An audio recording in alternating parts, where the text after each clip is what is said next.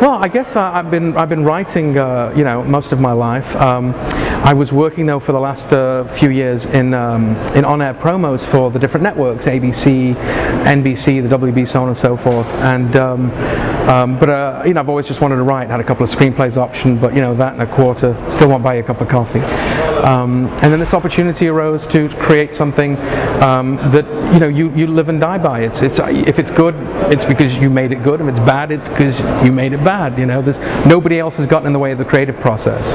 The whole thing began as an idea for a TV show. I was taking an improv class at Upright Citizens Brigade, and somebody there said they had access to a green screen studio and we could do webisodes and mobisodes. So I you know, whittled it down to its 5-minute basic format. We went and shot a pilot. It did pretty well. We went and shot a bunch more, and all of a sudden it's this like cottage industry, and winning awards and getting like unbelievable press reviews, and we're just having so much fun doing it. And as far as the future goes, we're talking to agents, to some. There's one particularly very big, I can't name him, A-list Hollywood movie producer who's interested in taking it to television. Tell us about the show. You know what it's about. The show is about. It's a comedy about the people who bring us the news. So when you watch the news, you know, they'll throw to all the news is real. They'll throw to a package. We go to the package. On Goodnight Burbank, all the news is still real. It's 100% real. There's nothing fake about it.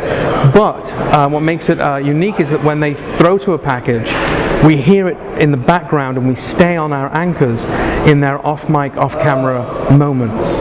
So it's been compared to the Office meets The Daily Show. All right, so tell us about Abigail and what's going on there. Who is Abigail? Abigail's X-rated teen diary. That was born a year and a half or so after Goodnight Burbank, and using a lot of the lessons that I've learned with the internet and what that space is about and how it engages people in a way that traditional media has never been able to, just because of the way the technology is set up. Abigail is a 13-year-old girl who has, you know, she talks vlogs about, you know, boys, Britney, whatever 13-year-old kids talk about.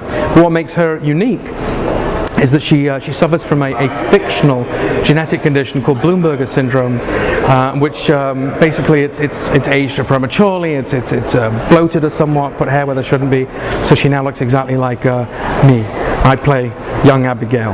And this show has just absolutely blown up with females in high school and college, just coming, you know, using her catchphrases. We get emails all the time how Abigail's confidence is inspiring them, and it's an intentionally provocative title with the X-rated there, but this thing is pretty much, you know, it barely goes PG. Right now, I think the strongest form of monetizing this, in the short term at least, is product placement and integration. So, you know, we've had some stuff in Goodnight Burbank.